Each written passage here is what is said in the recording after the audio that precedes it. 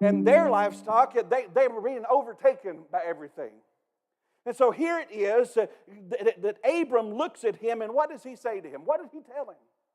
He said, I tell you what, son, I want you to do this for me. You go that way, I'll go that way. You go that way, I'll go that way. I just don't want there to be any problems. I want us to still be friends. I love you. I mean, look, he has no children. This boy's like his son. He's treating him like a son. And he gives him the option about where to go and when to do it and how to do it. And he makes the decision. And the rest is history, so they say. And if we look at this story of this man, and you're thinking about some of the stuff in Lot's that you know about Lot, you find yourself scratching your head, don't you? But I want to remind you of something. I want to remind all of us that even believers get sideways sometimes. Even believers get in a ditch sometimes. Even followers of Christ falter and fail. Even followers of Christ sin. Now, time out just a second. Jesus did not come to seek and to save the wealthy, a certain skin color, a certain education, a certain neighborhood. Jesus came to seek and to save sinners. I fit the bill. If you have a pulse rate, if you can breathe, if you are a human being, all have sinned and come short of the glory of God. As a matter of fact, the Word of God tells us this about something about Lot's life in the New Testament that we may not know. 2 Peter says this. 2 Peter notes this, that it says of Lot, he is righteous. Lot.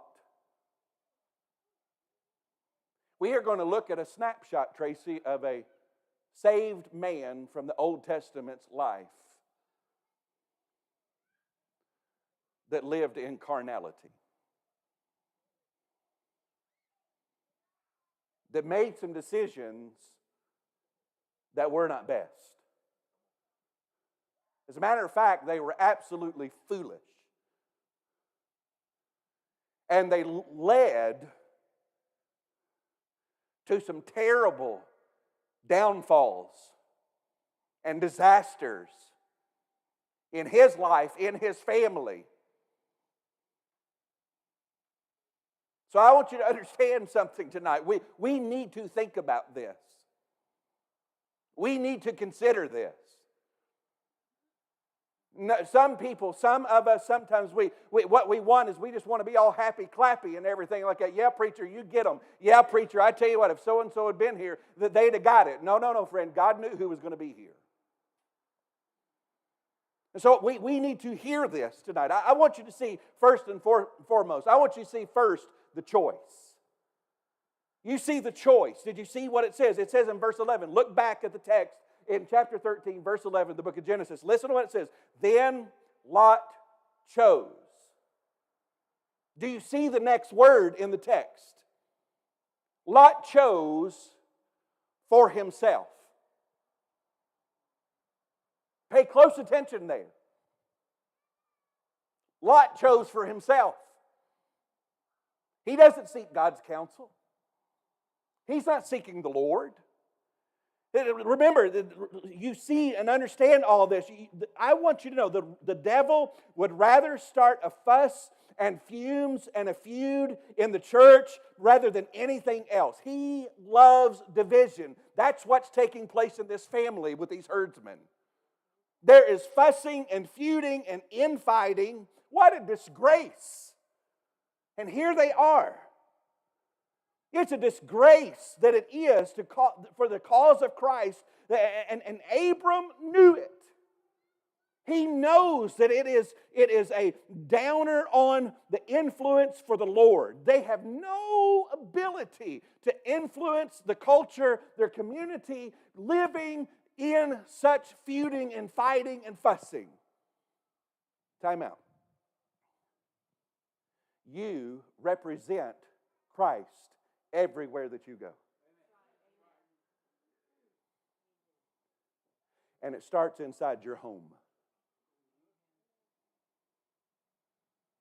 It got a little quieter there.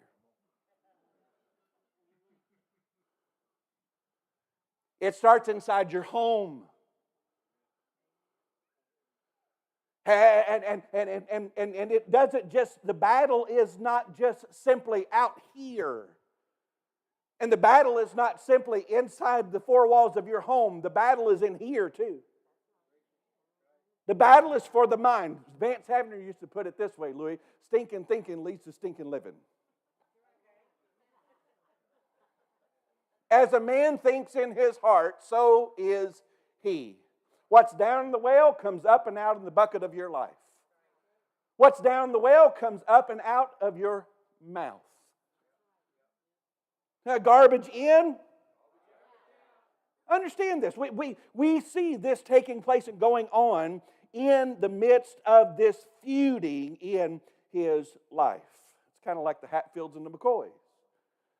But before it can get too far, Abram does what old Barney Fife said to do. Nip it in the bud.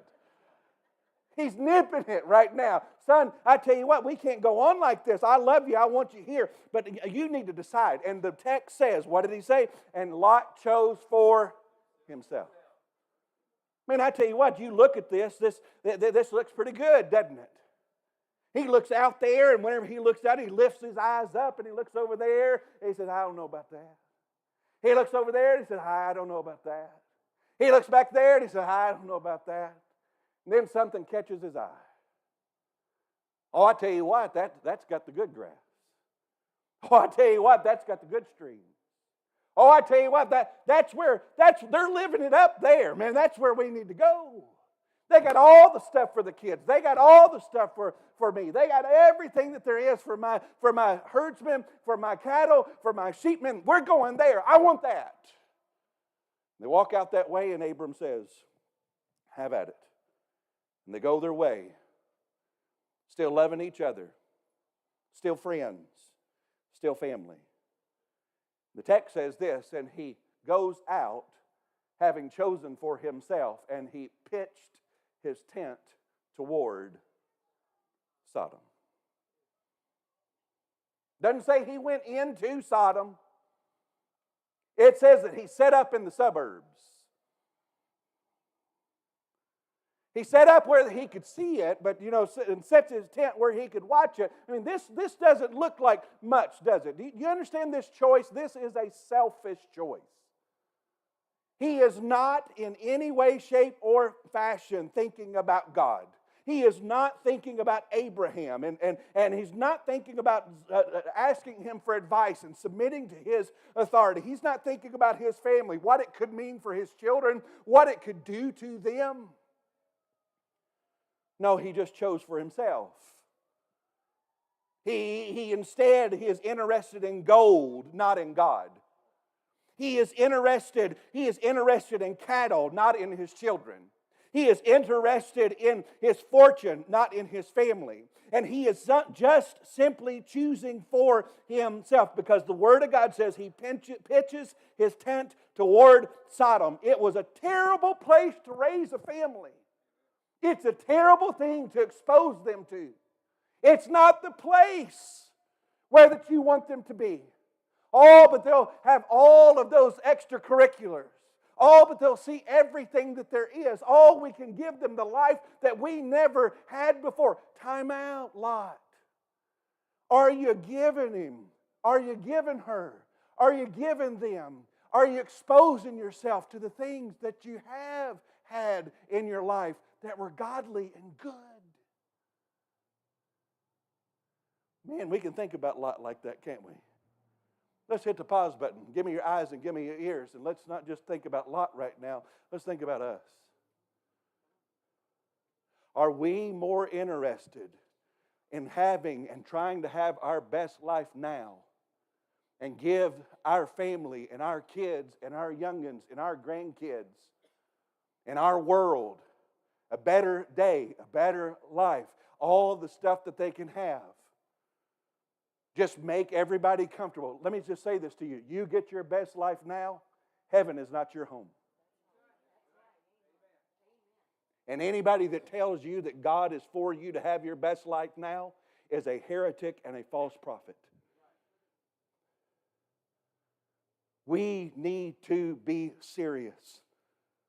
The first thing I want you to understand is this.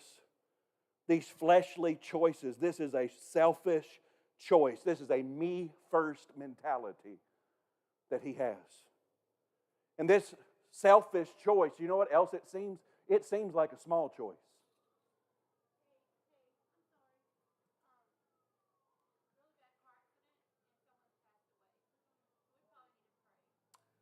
We're going to shut the live feed right now.